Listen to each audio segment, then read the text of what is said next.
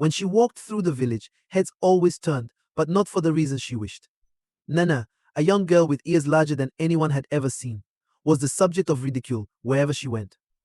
Children laughed, calling her cruel names, while adults whispered behind her back. No one ever stopped to consider her feelings, and no one believed she could ever amount to anything. But Nnenna wasn't like the others. She had a secret, one she'd never dared to share, a gift hidden in the very thing people mocked her for. And one day, when the village was on the brink of disaster, Nnenna would step forward and prove them all wrong. This is the story of how a girl, once scorned and overlooked, became the hero no one saw coming. Nnenna was born on a rainy afternoon, the kind of rain that village elders said carried omens. Her mother, Amaka, had labored for hours, and when Nnenna finally came into the world, the midwives fell silent. They weren't admiring her beauty or marveling at her strength. No, their eyes lingered on the tiny baby's ears, larger than anything they had seen before. "She will bring bad luck," one midwife whispered, shaking her head. Amaka, cradling her newborn daughter, refused to listen. "She's perfect," she said firmly, brushing a finger over Nnenna's tiny cheek. But deep down, even Amaka worried. In a village where physical beauty and conformity were everything, how would her daughter ever fit in? As Nnenna grew, her ears became even more pronounced, almost comically large on her small, delicate face. The villagers were ruthless. By the time she was 10, Nnenna had become the subject of constant mockery. Children would run up to her, tugging at her ears, laughing as they ran away.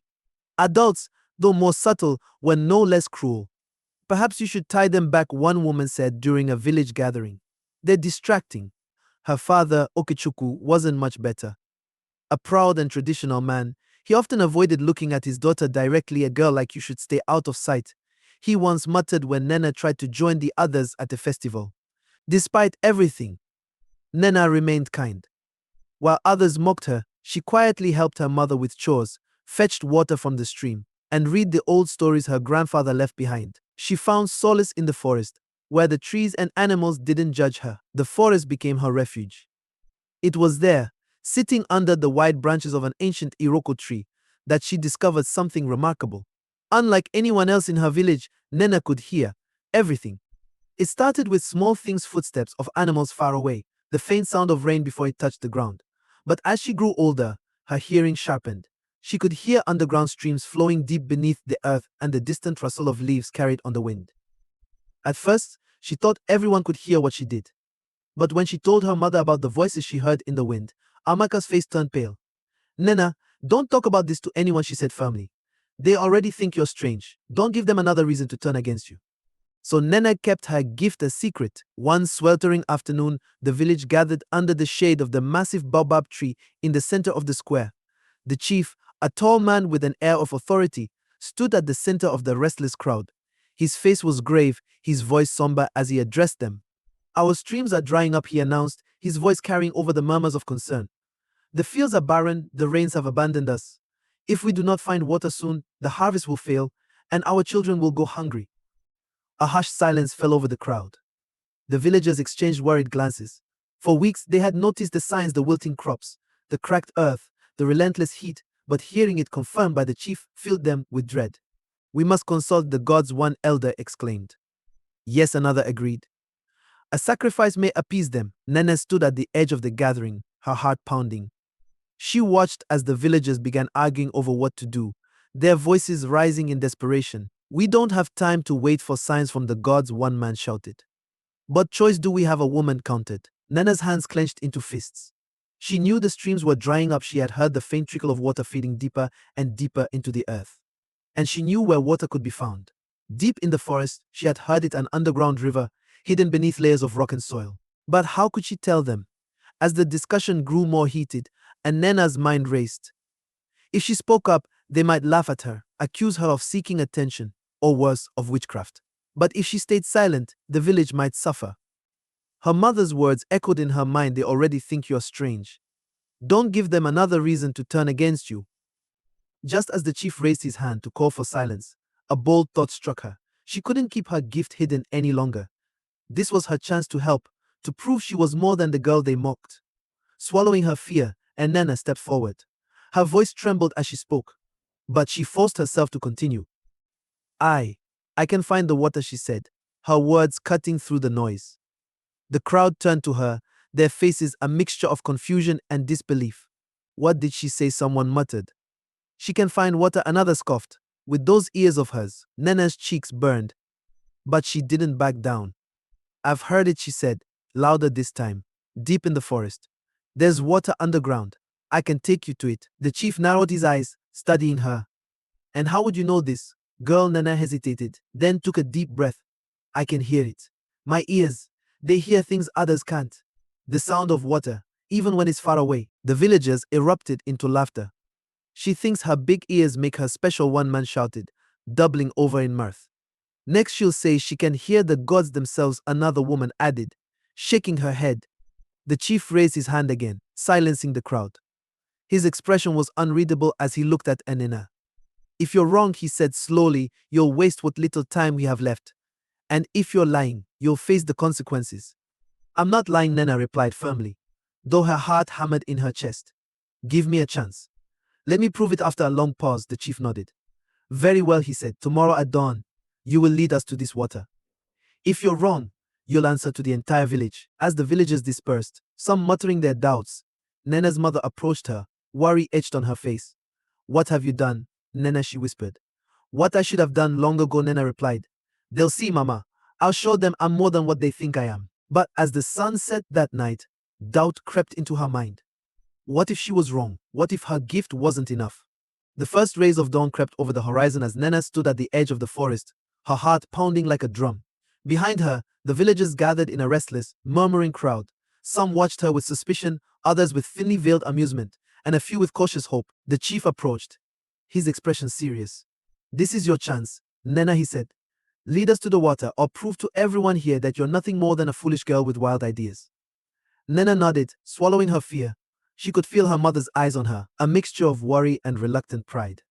She turned toward the forest, letting the familiar sounds of the trees and wind guide her. As they ventured deeper into the woods, the villagers grew impatient. We're wasting time, a man grumbled. This is ridiculous. But Nnenna pressed on, her ears twitching as she listened intently. The forest was alive with sound, the rustle of leaves, the distant calls of birds, but beneath it all, she focused on a faint, rhythmic pulse. It was faint but steady, like a heartbeat deep within the earth. There, she said, pointing to a shaded clearing surrounded by towering trees. The crowd hesitated. This is just dirt, one woman scoffed. There's nothing here. Nnenna dropped to her knees, pressing her ear to the ground. The sound was clearer now, unmistakable. Water, flowing beneath the earth, just waiting to be uncovered. Dig here, she said firmly, looking up at the chief. The villagers exchanged skeptical glances. She's guessing, someone muttered. Enough, the chief barked. Dig reluctantly. A group of men began to work, their shovels biting into the dry earth. The sun climbed higher, and with each passing minute, the villagers' doubts grew louder. There's nothing here, one of the men said, wiping sweat from his brow. She's wasting our time, another added. And Nnenna felt her confidence waver, but she refused to give up. She knelt by the hole they had dug and pressed her ear to the ground again. The sound was louder now, the water's flow urgent and persistent. Keep digging, she insisted. The chief gave the signal, and the men resumed their work. Minutes stretched into what felt like hours. And just as the first murmurs of giving up began to ripple through the crowd, a shout rang out. Water. The villagers froze as a small trickle of clear liquid seeped through the soil, quickly growing into a steady flow.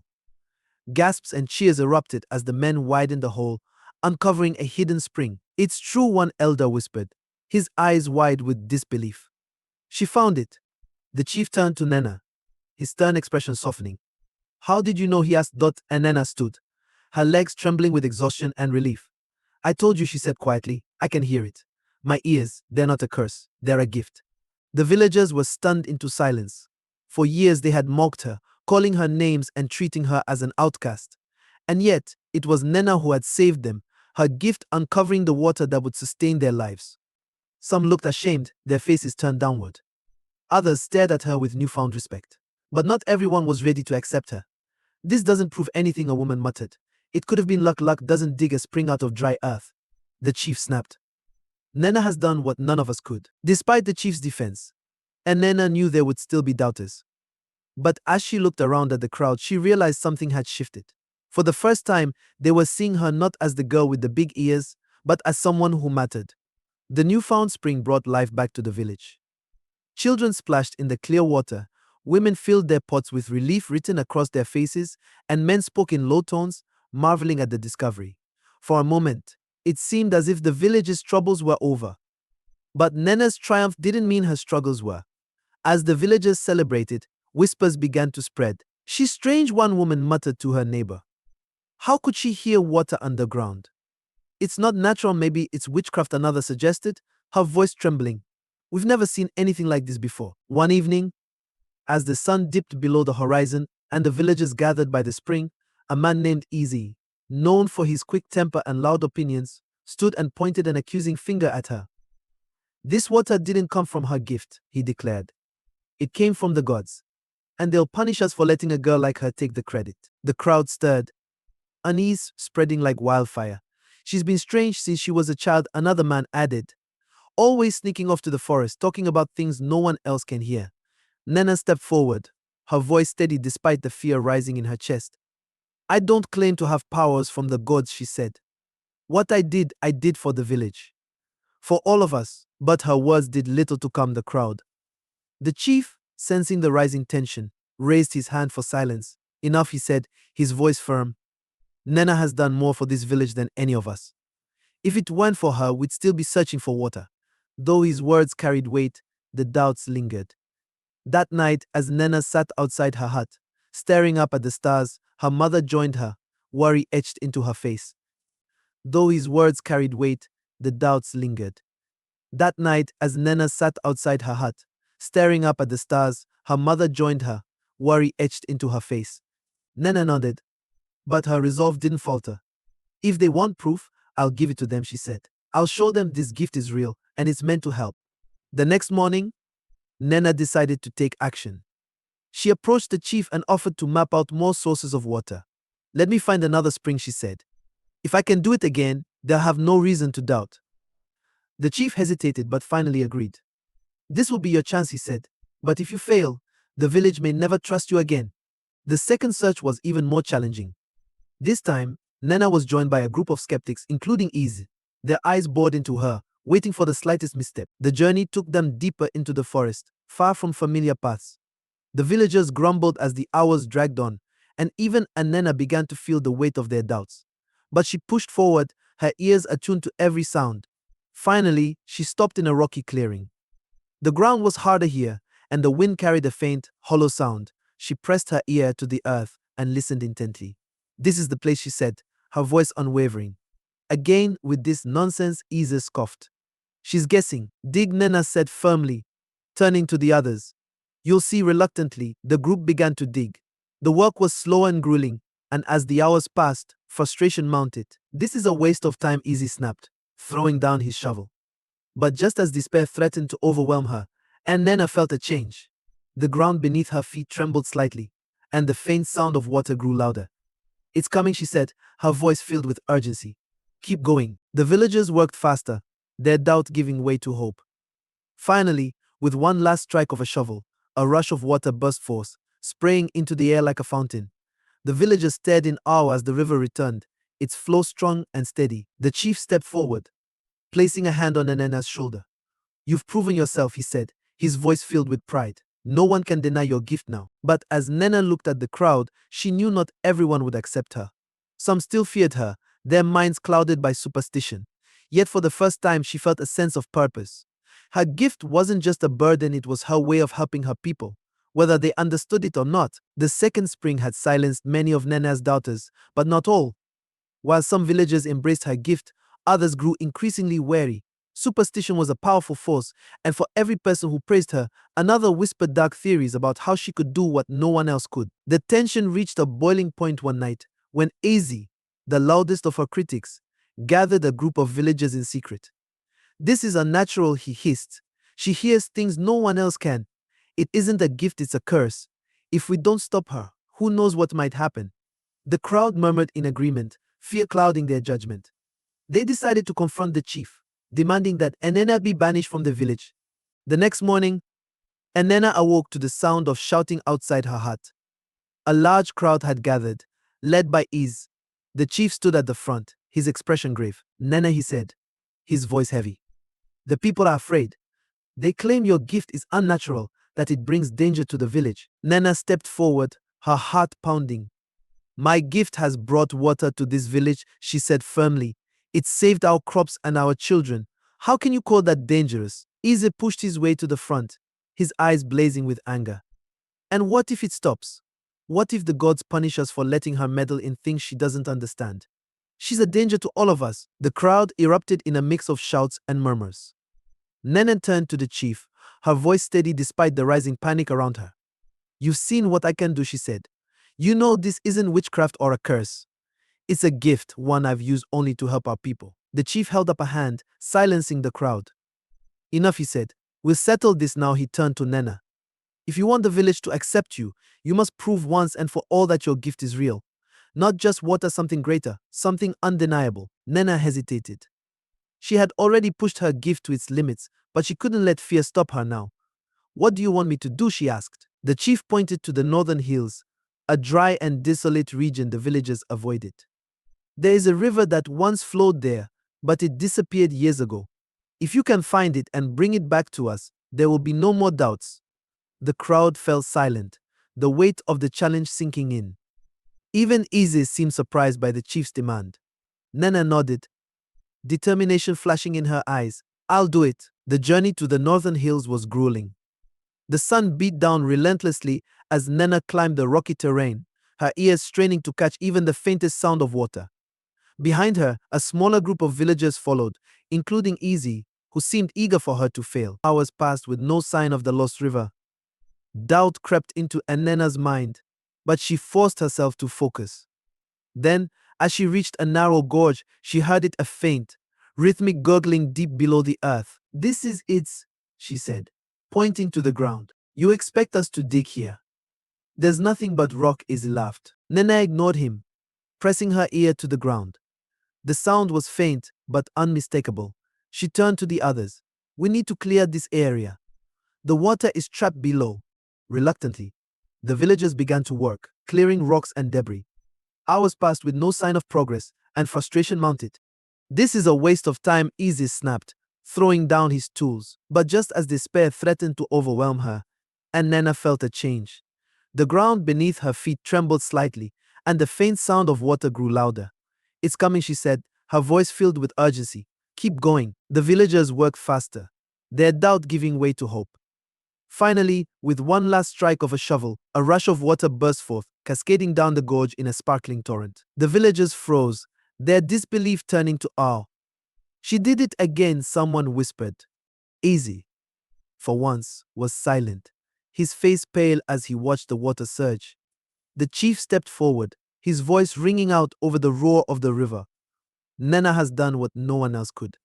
Her gift is real and it has saved us all. The crowd erupted into cheers, their fear replaced by gratitude. Nnenna stood at the edge of the river, her heart swelling with relief. She had proven herself, not just to the village, but to herself. The river flowed steadily, bringing life back to the northern hills and hope to the village. The once dry land began to green again, and the villagers wasted no time in setting up irrigation channels to bring water to their farms. But for Nnenna, the victory was bittersweet. While most of the villagers now celebrated her gift, a small but vocal group, led by Eze, still whispered their doubts. She's unnatural, they murmured. There's something about her that we'll never understand. Though their words stung, Nnenna had learned to let them wash over her.